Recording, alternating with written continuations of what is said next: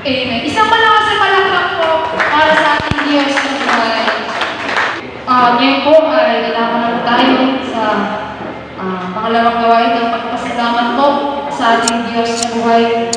Bago tayo magpasalamat, sabi po dito, 1 Thessalonica 5 verse 16, mag-alala kayong lagi, palagi kayong manalangin, at magpasalamat kayo sa Diyos sa lahat ng pagkakataon, sapagkat ito ang kalooban ng Diyos para sa inyo, dahil sa inyong pakipag-isa kay Kristo. Amen.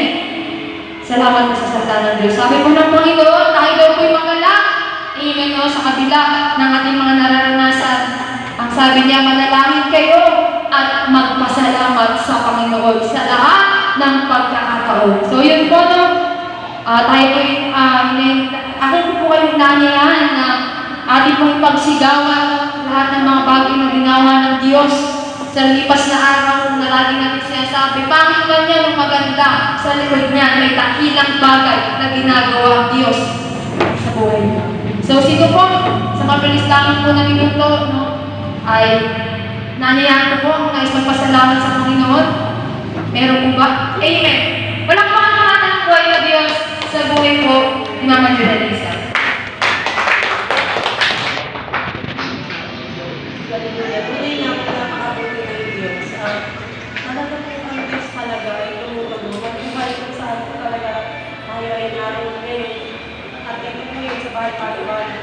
Yung aking mga pangarap, di ba po ako makakagigit sa Jesus Smile, tunay nga binado ng Diyos ang aking buhay. Yung mga pagmumura ko, yung pagiging mahal ko, at yung pagiging matapang sa magulang ko, talaga po, inano ko ng Diyos na walang pagiging magawa ko yung mayabang sa aking mga magulang.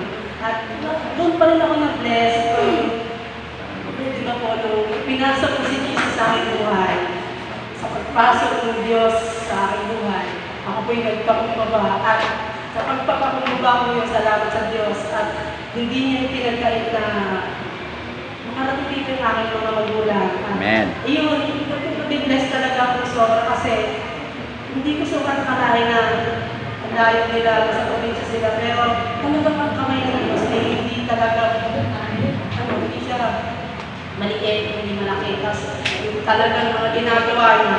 Kumbaga talagang nakikita ko sa ginagawa ng Diyos sa aking buhay. Inaano niya ako yung parang tinuruan niya muna ako masaktan. Tapos, nung makilala ko siya, tinuruan niya rin po ako na kung paano maging mapagpakumbaba. Kasi po pala talaga, kung tayo po pala talaga magmayabang, mapagmataas. Kahit yung magulang natin, lalay sa atin, even po kahit mga kapatid. At nung ko po na-realize na ako pinasa Diyos, ay sa Diyos po pala talaga. Pagsimula po tayo magpakumbaba. At yung yung lahat ng ating kapatid, at siyempre yung ating magulang, ay idaragdag niya. At nandiyan din siyempre, pag nangyari na yun, yung mga pagpapala na, ay darating na rin sa ating buhay. Ang aking puntahan ay bagamat siyempre, nagtitinda ako, madumi yung aking bahay. Kasi hindi ako nakapaglinis ng gano'n. Pero alam niyo, kung ko rin na-realize na dati, napakalinis ng bahay ko.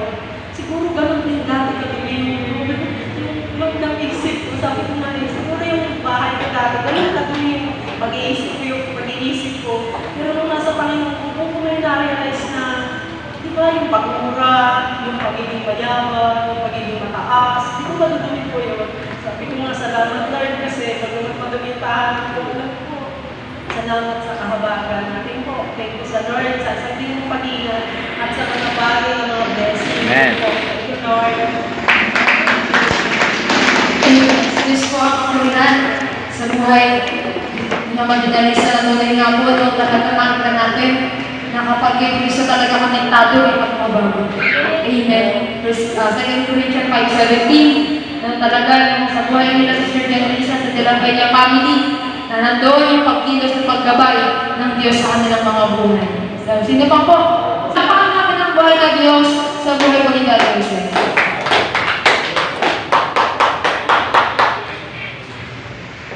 God is good. Salamat sa Panginoon na dapat lagi tayo magpasalamat dahil ang umaga hindi natin hawak ang buhay natin. So, nagpapasalamat dahil ang aming trabaho is pa-pagkakol. Pasalamat ako dahil hindi nga ako nakakita na aking nakakalakad.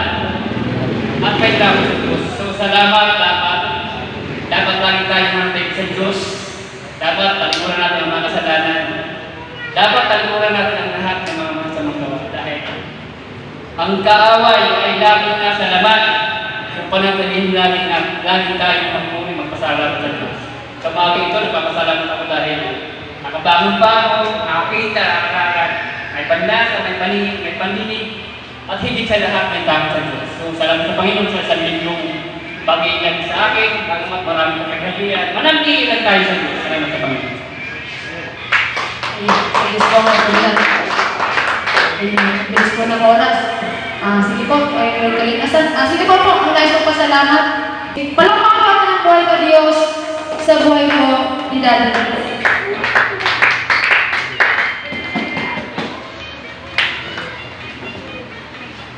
Amen. Ako po bago pang lahat, ako yung mga batang sa magpapalong natin po sa ating lahat. Amen. Ako po yung labis na nagpapasalamat at yung laki ng Diyos ng buhay sa isang milyon babae at ang pinag na po sa aking buhay sa mga buong puta. Kasama po yung aming mga mahal sa buhay, lalo na po sa galingan, pag-ingat at proteksyon, patuloy na po pinagkakaloob sa amin, pamilya. Nagpapasalamat din po ako sa Panginoon sa pagkalubayan, sa mga pagsubok, sa maraming bagay, sa loob ng isang linggo na patuloy na pagsama ko ng Panginoon sa aking buhay. Tuloy nga po na buhay ng Diyos sa bahay paano ba. Lagi lang po tayo magpakumbaba sa Diyos, lagi lang po tayo mag-upload sa Kanya. Sa lahat po ating mga ginagais na mga pangailangan sa ating buhay, hindi na po lagi ang Panginoon. Gusto lang po na lagi tayo magpakumbaba. At maraming salamat po sa lahat ng mga himala at babala na patuloy po pinagkakaroon sa amin. Sa Diyos po lahat ng mga salamat po. Amen. Sa Diyos na pinagay ang kapulihan. Papuri ay sa Diyos lamang po. Salamat sa buhay ng Diyos mo, sa buhay ni Brandis. At isa na lang po, meron pa po. Ayun. Amen. Palakpakan po na ang buhay ng Diyos sa buhay ko, Sister Ana.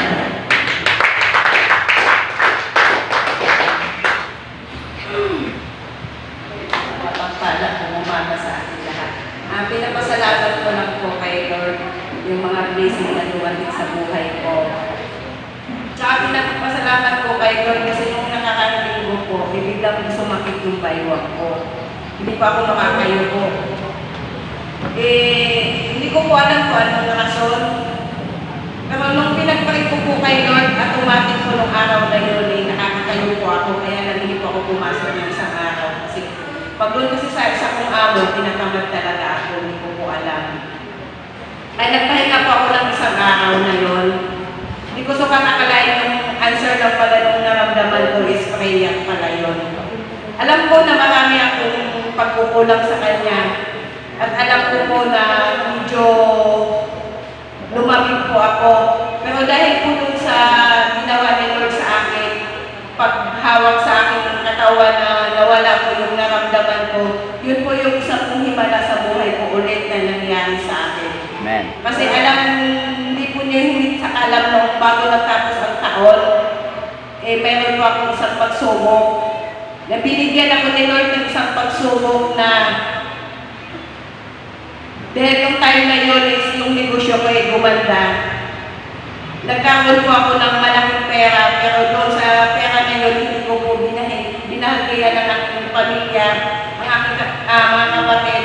Dahil sa pagsubok na yun, at tinahay ko din sa kanila kung hanggang saan kung pera na ba tingin nila sa akin.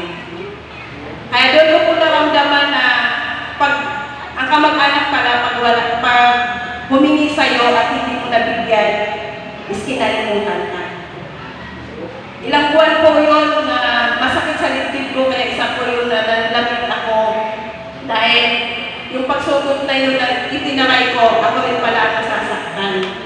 Kaya yun po pinapasalamat ko kay Lord na yung pagsubok na yun is nagising ako na hindi po kamag-anak mo, mga kapatid mo, automatic bibigyan mo agad.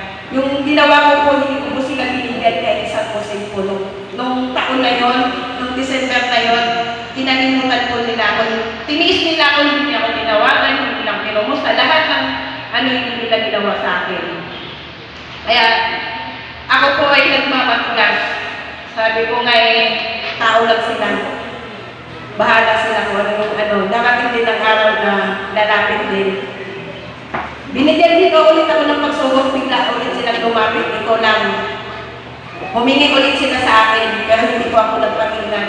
Kaya sabi nga ni Lord kung yung mga taong pera lang ang habol sa'yo, huwag mo nang pansinin. Ako pansinin mo. Nandito lang ako sa harap mo, ba't hindi mo ako nakikita? Kaya yun yung pagpray ko po doon sa naramdaman ko, doon ko po nangalasan ang lahat ng mga kagaanan sa aking buhay. Kaya yun po yung pinapasalamat ko kay Lord na hindi po siya makalimutan. Amen. Salamat sa Diyos sa buhay. So, po, salamat sa buhay ng Diyos, sa buhay ni Sister Annabel, na ang Diyos, bikilos at gumagawa sa aming buhay. Yun po, no, ako na po lamang po ang makasalamat. Sa mga hindi ko nakapagpasalamat ay hanggang na lamang po sa susunod na linggo ang inyong mga pagpapasalamat. Sa aking buhay, nagpapasalamat po ako sa Panginoon, unang-una sa pag-inyang paggabay niya sa aking buhay. Sa buhay ng nanay ko, nung Thursday, hindi ako nagkakamali noon, tumawag sa akin si nanay na hanggang nasa itong nasa Bisaya. Nasa Rumika sila, kailangan niyang, nung gabi na yun, isa rin yung dahilan parang nahihilo siya, masakit yung dibdib niya. Then, nagulat ako sa tatay ko, nung tumawag siya, pagkasagot ko ng cellphone, umiiyak sabi ko, ano nangyari? Pero alam ko na nakawag ng Diyos ang buhay ng nanay ko at hindi niya pababayaan ng nanay ko. Bagamat malayo ka sa akin, sabi nila kinabukasan, dadala nila si nanay sa ospital. Sabi ko, hindi ako umiimik, nagpadala lang ako gano'n. Then sabi ko, nung gabi na yun, nanalangin ako sa Diyos. Kasi namin yun sabi ko, naniniwala ako sa Panginoon. Kasi nagbasa ako ng Bible, lahat ng nabasa ko, puro kagalingan. Kung paano pinagaling ng Diyos, yung mga tao, yung lahat ng mga lumalapit sa Kanya, bulag, pipi, pilay, lahat, yung karamdaman. Nanalangin ako sa Diyos, umiyak ako, niluhod ko talaga. Sabi ko sa panalangin ko na, Lord, naniniwala ako na kung paano yung po pinagaling lahat ng mga lumapit sa iyo, kung paano niyo po pinagaling lahat ng mga tao doon sa Biblia na yung binanggit, naniniwala ako, kaya mo rin pagalingin yung nanay ko. Amen. At alam niyo po, kinakumagahan pilit ako tumatawag kay nanay kasi gusto ko siyang kamustahin. At yun nga, pagkausap ko sa kanya, sa Diyos ko, kapurihan dahil dapat di ba madalhin sa hospital. Ang nangyari, chinek up lang po siya. At the same time, yung mga result sa kanyang mga test, sa Diyos rin po ang kapurihan kasi wala naman pong nakita. Amen. Sa Diyos ko talaga kapurihan kasi hindi ko alam sabi ko nga namin. Nahilo siya, masakit yung dibdib niya. Ang hirap din kasi. So yun nga, pinagpapasalamat ko sa Diyos. Amen. At sa patuloy na pag-ingat maggabi niya sa aking mga magulang, sa nanay at tatay ko, naniniwala ko na hawak ng Diyos ang kanilang mga buhay. Maging sa aking buhay, sa aking pag-aaral, nagpapasalamat ako sa Diyos sa patuloy na katatagan na binibigay niya sa akin. Alam ng Diyos at mga bagay na aking nararanasan. Salamat sa binibigay niya sa araw-araw na katatagan, kalakasan, kasiyahan at kapayapaan. Sa Diyos ko at patuloy. Yan lang. Hindi ko lang pa sa tulog ng tatay sa buhay ko ni Kuya Mike.